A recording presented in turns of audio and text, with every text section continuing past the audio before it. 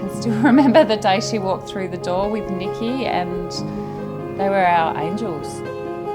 They all had watery eyes, had tears in their eyes, and no one would say nothing. You know, if that's a message that us as a family can just continue, then yeah, she was worth it anyway. Yeah. So a very textbook pregnancy. There was a few funny little niggles that I had that I probably downplayed a little bit.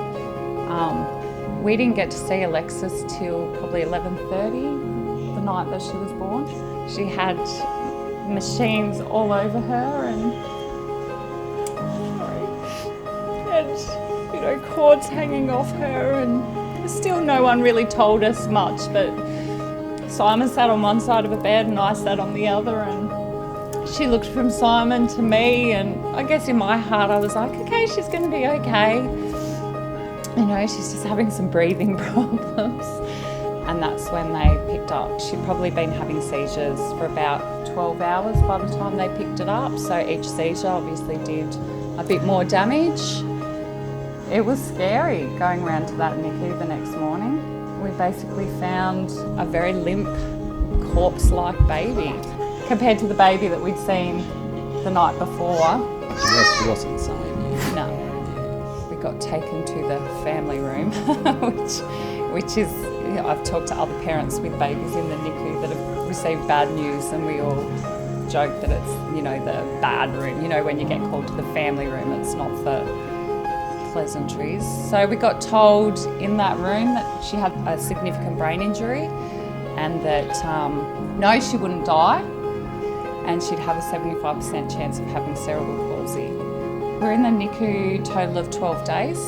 The worst day was day 4, the Saturday. They'd actually had to resuscitate her twice, and they managed to bring her back, but obviously each time she had to be resuscitated, that caused a little bit more damage.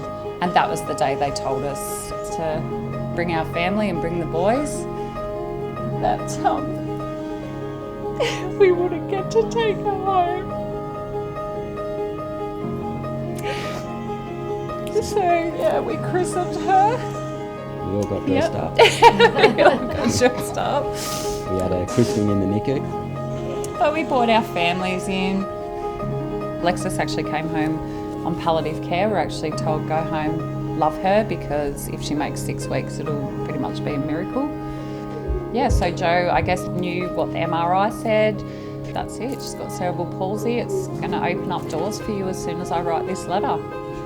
And it did.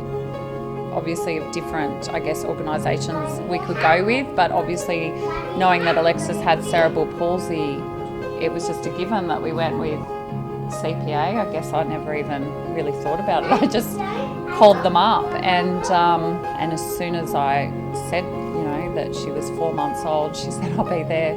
I can still remember the day she walked through the door with Nikki, and they were our angels. Like, Alexis was really stiff and uncomfortable and in pain, and within 5 minutes, not even that, she was comfortable and asleep and just so happy. I think the pictures will tell a million words, so yeah. She was so peaceful for all the wrong reasons, as Simon would tell people. She was very precious to us. She was cute, eh? Yeah, she was stubborn. She was our fighter.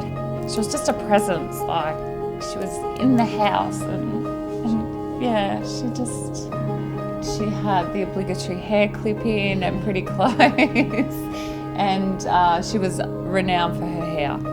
She was just shy of 9 months when she passed away, and we could get her hair into a ponytail.